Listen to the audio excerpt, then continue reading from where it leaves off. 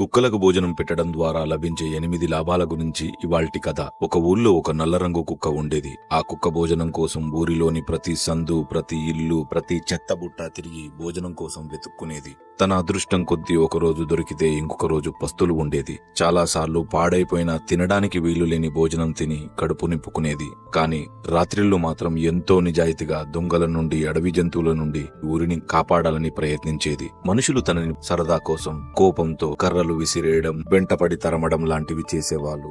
ఎవరో ఒకరు మహానుభావులు భోజనం పెడితే తోటి కుక్కలతో ప్రాణాలకు తెగించి పోరాడి సంపాదించుకోవాల్సి వచ్చేది. అంత శక్తి లేని ఆ నల్ల కుక్క 3 రోజుల ఆకలితో ఆ ఊరిలో ఉన్న గురువుగారి దగ్గరికి వెళ్లి, స్వామి, ఈ కుక్క జీవితం జీవించడం చాలా కష్టంగా ఉంది.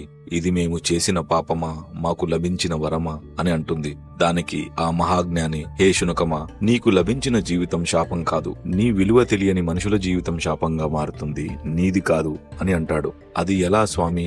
మనుషులు పుడితే సంబరాలు చేసుకున్నట్టు మేము పుట్టినప్పుడు కూడా సంబరాలు చేసుకున్నారేమో, మాకు కళ్ళు తెరుచుకోలేదు కాబట్టి చూడలేకపోయాము అనుకున్నాను. పుట్టగానే మెత్తగా, వెచ్చగా, చక్కగా అనిపించిన భావన కళ్ళు తెరిచాక తెలిసింది అది మా కన్న తల్లి కడుపని, మేము ఉన్నది మురికికుంట పక్కన అని. గుంపులుగా జన్మించి అందరినీ కోల్పోయి ఒకరో ఇద్దరం బతికి ఉండడం మా దౌర్భాగ్యం. తల్లి తన కడుపు నింపుకోకుండా మా కోసం ప్రతి చోట వెళ్లి దెబ్బలు తింటూ, మా పాల కోసం పాచిపోయిన భోజనం భుజిస్తూ మమ్మల్ని సాకడం ఇది అదృష్టమా?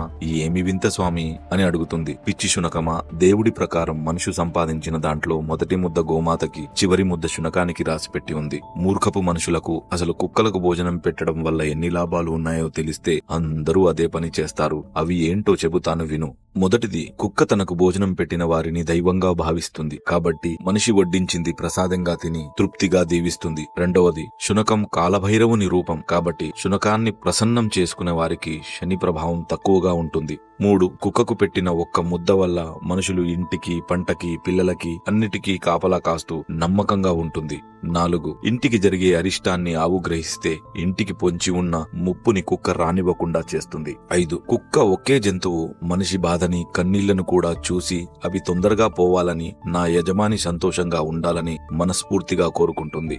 6, ఇంట్లో వాళ్ళు బయటికి వెళ్లేటప్పుడు బాధపడుతూ తిరిగి వచ్చాక ఎంతో సంతోషపడే ఏకైక జంతువు కుక్క మాత్రమే. 7, ప్రాణం పోసిన కన్నపుల్లలు పట్టించుకోకపోయినా పట్టెడు అన్నం పెట్టిన యజమాని కోసం ప్రాణాలైనా ఇవ్వడానికి సిద్ధపడుతుంది. 8, చివరగా కుక్క ఏడ్చిన ఊరు, ఎద్దు ఏడ్చిన వ్యవసాయం, ఆడది ఏడ్చిన ఇల్లు ఎప్పటికీ నిలవదని ఊరికే అనలేదు శునకమా అన్న విషయాలు గురువుగారు ఆ కుక్కకు చెప్పి తన వద్ద ఉన్న భోజనం పెట్టి పంపించేస్తారు. మనసుకు హత్తుకునే ప్రేరణ కలిగించే మరిన్ని మంచి కథల కోసం రాముకాక స్టోరీస్ ని సబ్స్క్రైబ్ చేసుకోండి.